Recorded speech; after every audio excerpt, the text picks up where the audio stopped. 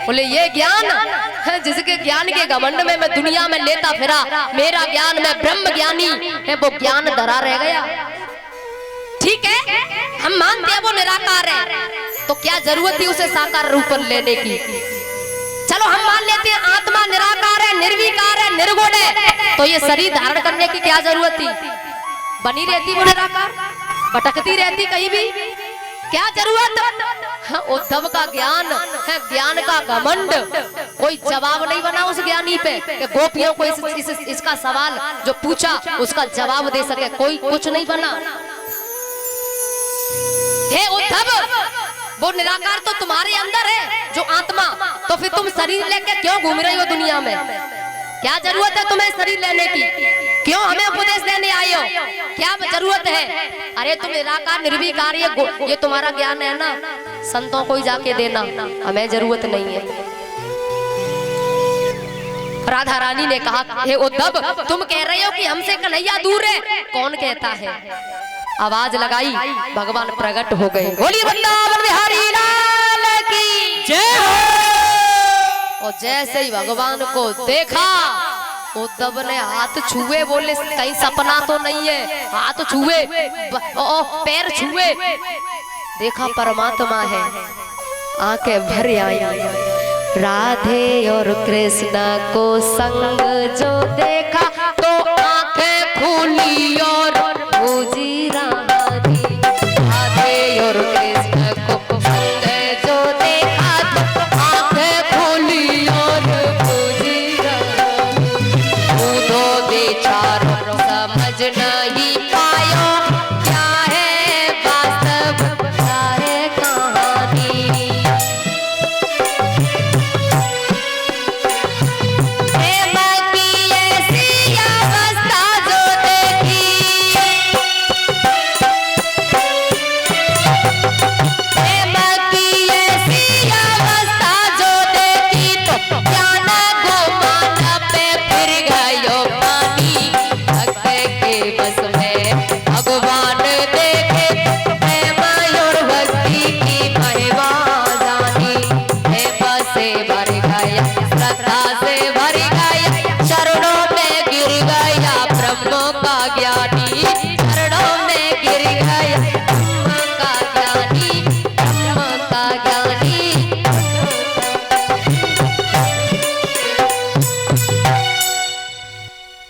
प्रेम से भर गया, कितनी बड़ी बात कही है।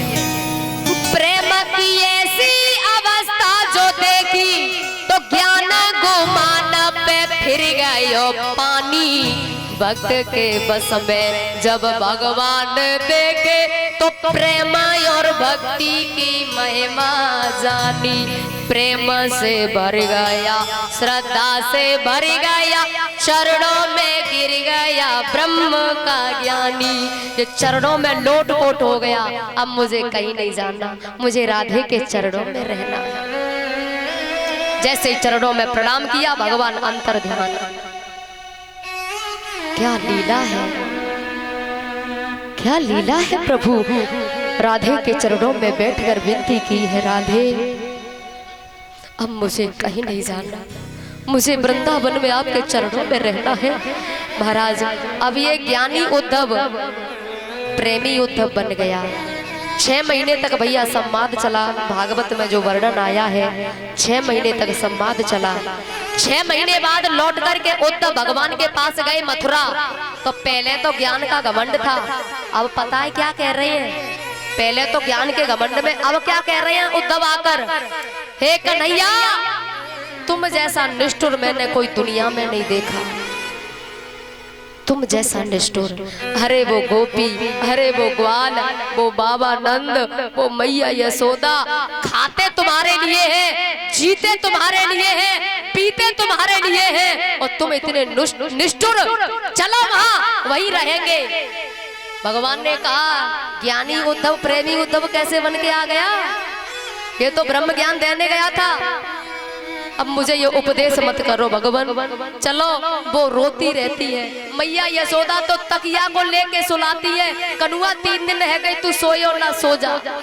अरे जीते तुम्हारे लिए, खाते तुम्हारे लिए, रहते तुम्हारे लिए, चलो तब कहा कि नहीं, काम बहुत संभालने हैं उद्धव, मैं तो तुम्हारा जो ज्ञान का घमंड था इसे दूर करना चाहता था, वो मैंने कर दिया। और अपनी गोपियों को संदेशा पहुंचाना था, ये काम करना था, इसलिए मैंने ये लीला करी। उसी समय राधा रानी प्रकट हो गई। राधे रानी और भगवान दोनों के चरणों में उद्धव ने बार बार नमन किया, वंदन किया है। और भैया इन्हें प्रेम भक्ति ब्रह्म ज्ञान तो इन्हें पहले से था ही, ब्रह्म ज्ञान के साथ साथ प्रेम भक्ति ये दोनों मिल गए। अब इनका ये असली ओरिजिनल इन्हें ज्ञान प्राप्त हो गया। बोली वृंदावन बिहारी लाल की। श्री सुखदेव जी कहने लगे, राजन कंस मारा गया था, कंस की दो पत्नी थी। कंस की दो पत्नी अस्ति प्राप्ति च कंसस्य महिष्यो भरतस्यः। अस्ति प्राप्ति ये जरासंध जो था मगध का राजा, उसकी बेटी थी। जरासंध की बेटी है, अस्ति वाने है, प्राप्ति वाने होगा। अस्ति प्राप्ति दो पत्नी कंस की, जरासंध की बेटी। यानी दोनों बेटियों ने, दोनों कंस की पत्नियों ने जरासंध को अपना दुख सुनाया। जरासंध ने क्रोध में आकर 17 बार मथुरा पर आक्रमण किया है, लेकिन भगवान ने 17 बार पराजित कर दिया। श्री सुखदेव जी कहने लगे, हे राजन 18वीं बार जरासंध नहीं आया तो अपने मित्र कालियावन को भेज दिया, जाओ। मैं जीत न सका, 17 बार परास्त गया है। कालियावन जो आया, भगवान ने कहा बलराम से, दाऊ भैया हाँ बोलो, आज हम युद्ध नहीं करेंगे, आज तो हम रण को छोड़ के भाग जाएंगे। अरे लाला, रण को छोड़ के तो भैया कायर भागे, तू कायर है का?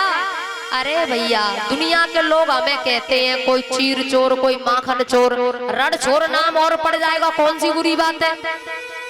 भगवान को पता है कालियावन की मौत कहाँ छुपी है, ये लीला है प्रभु की, परमात्मा की ये लीला है। और महाराज कालियावन से कहा कि देखो कालियावन, हम युद्ध करेंगे, लेकिन हम दोनों युद्ध करेंगे अकेले। ये सेना, इसकी सेना की क्या जरूरत है?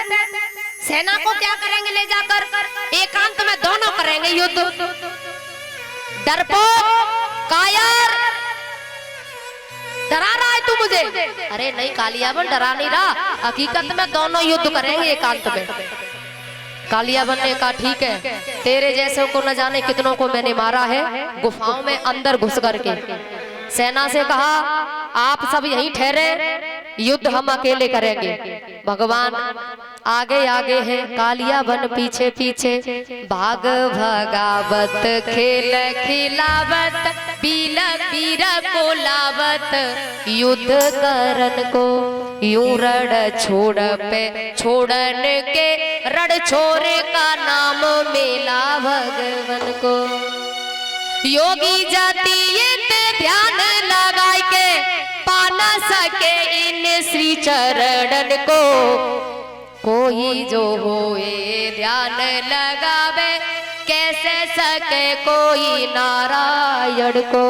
कालियावन का है काल, जहाँ प्रभु लेके चले वहाँ कालियावन को।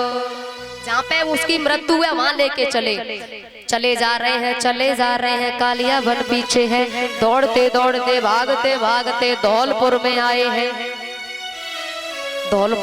हैं। और महाराज जहाँ मचकुंद महाराज गए होंगे, शायद सब लोग गए होंगे।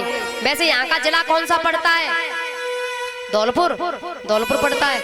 हाँ तो धौलपुर भगवान आए।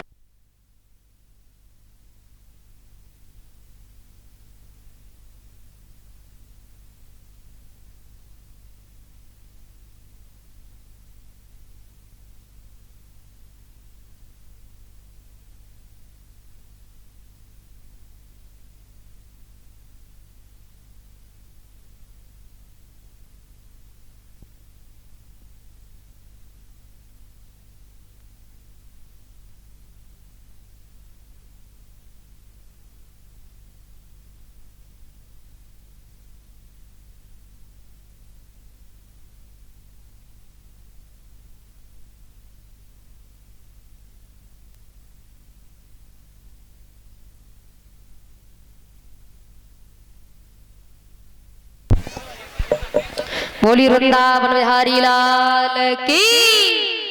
भगवान धौलपुर में आए और हो सकता है आपके गांव में होकर आए हों। महाराज धौलपुर में आए, मचकुंद महाराज जहाँ पर आज भी विराजमान है स्थल, सब लोग जाते हैं। तो मचकुंद महाराज गुफा में सो रहे थे। मचकुंद महाराज सो रहे हैं, भगवान ने अपना पीताम्बर लिया और मचकुंद महाराज के ऊपर डाल दिया। कालिया बन जा रहा है, कायर, अरे ऐसी गुफा में तो बड़े बड़े शेरों को मारा है मैंने, क्या सोचता है तू। कालिया बन गुफा में अंदर गया, भगवान छुप गए वहीं। और कालिया बन ने सोचा कि ये डरपोक यहाँ ओढ़ के सो रहा है, यहाँ पे सो रहा है, लात मारी। और महाराज मचकुंद महाराज को वरदान लगा था। मचकुंद महाराज ने भगवान को प्राप्त किया। भगवान ने कहा वरदान मांगो, ये राजा थे। तो कहा कि भगवान मैं चैन से सोना चाहता हूँ, बड़ा परेशान हो गया हूँ, थक गया हूँ। भगवान ने कहा तथास्तु, जो कोई तुम्हें जगावेगो तुम्हारी आंखों से अग्नि ज्वाला निकलेगी, वो जल के भस्म। ये वरदान लगा था। कालिया बन को नहीं पता, लात मारी, मचकुंद महाराज जागे और जैसे ही आंखें खुली आंखों से अग्नि ज्वाला निकली। उस अग्नि ज्वाला से कालिया बन जल के भस्म हो गया। बोली मचकुंद महाराज की जय हो। मचकुंद महाराज को भगवान ने दर्शन दिया, चरणों में वंदन किया। मचकुंद महाराज ने प्रणाम किया, भगवान आप यहाँ पधारे, लेकिन यहाँ सोचा भी नहीं था आप यहाँ पर आएंगे। भगवान ने कहा तुमने साधना तपस्या की थी, उस तपस्या से हम प्रसन्न हुए थे। तुमने सोना मांगा था, आपको दिया, लेकिन अब द्वारा वरदान मांगो, तुम्हें क्या चाहिए। मचकुंद महाराज ने कहा आपके चरणों की अनन्य भक्ति चाहिए, आपसे अनन्य प्रेम करूं। तथास्तु ऐसा ही होगा। और कलयुग में जो तुम्हारे तीर्थ स्थल पर आएगा उसकी मनोकामना पूर्ण होगी। तुम्हारे स्थल पर जो भी आके याचना जो करेगा उसकी सब इच्छाएं पूरी होंगी। ये भगवान ने मचकुंद को वरदान दिया, जो आज भी कलकाल में कलयुग में मचकुंद महाराज विराजमान है। तो महाराज भगवान आगे गए हैं और अब पहुंचते हैं भगवान गुजरात। डाकोर जी का मंदिर आप सबने सुना होगा, भगवान वहीं पहुंचे।